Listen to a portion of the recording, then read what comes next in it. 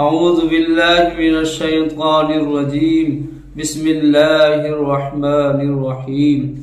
وَظَلَّلْنَا عَلَيْكُمُ الْغَمَامَ وَأَنزَلْنَا عَلَيْكُمُ الْمَنَّ وَالسَّلْوَىٰ كُلُوا مِن طَيِّبَاتِ مَا رَزَقْنَاكُمْ۔ اللہ تعالیٰ بنی اسرائیل پر اپنے اس احسان کو یہاں یاد دلا رہے ہیں کہ ہمارا وہ احسان اور ہمارا وہ انعام اور تمہارے لیے ہماری اپنی رعایت جو رہی اس کو یاد کرو، اس کا ذکر کرو اور اس کے لیے اللہ کے احسان مند رہو۔ یعنی جب یہ بنی اسرائیل صحرائے سینا میں موجود تھے اور اللہ تعالیٰ کے ایک حکم کی نافرمانی کی بنا پر گویا وہاں مقید کر دیے گئے تھے، قید کر دیے گئے تھے اور ان کا رہنا سہنا، کھانا پینا، سونا جاگنا ہر طرح سے اسی جگہ پر تھا، تو چونکہ وہاں ضرورت کی آبادی کے اعتبار سے کوئی چیز نہیں تھی، اللہ تعالیٰ نے اپنا فضل فرمایا کہ دھوپ ہوتی تھی، دھوپ کی تبش اور تمازت سے بچنے کے لیے اللہ تعالیٰ نے ان پر بادل کا سایہ کیا اور اس طرح ان کو دھوپ سے بچایا اور دھوپ کی جلن سے بچایا، اور اللہ تعالیٰ نے اسی طرح ان پر من اور سلوہ نازل کیا۔ علماء اور محققین نے لکھا ہے کہ من سے مراد ترنجبین ہے اور سلوہ سے مراد بٹیرے ہیں جو اس علاقے میں کثرت سے ہوتی تھی، ان کے کھانے کے لیے ان کا انتظام فرمایا،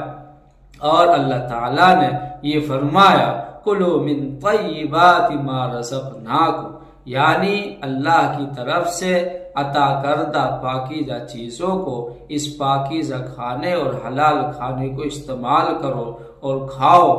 اور اللہ تعالیٰ کی طرف سے تمہیں جو رعایت اور فضل عطا کیا گیا ہے اس کا استعمال کرو۔ چنانچہ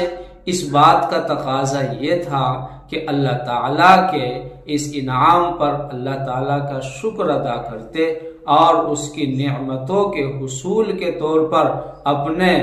عطا کرنے والے کا احسان اور اس کا اقرار کرتے اور اس کے لیے کوئی زبانی یا عملی شکل اختیار کرتے جس سے شکر کا اظہار بھی ہوتا،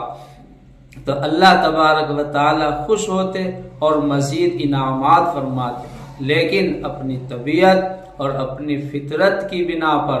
اور اپنی کجروی کے طور پر انہوں نے اس پر بھی اللہ تعالیٰ کی نافرمانی کی اور اللہ تعالیٰ کی حکم عدولی کی۔ اللہ تعالیٰ فرماتے ہیں کہ جو اللہ کی نافرمانی کرتا ہے وہ اللہ تعالیٰ کا کچھ نہیں بگاڑ سکتا اور نہ اس سے اللہ تعالیٰ کا کچھ بگڑتا ہے، اور اللہ تعالیٰ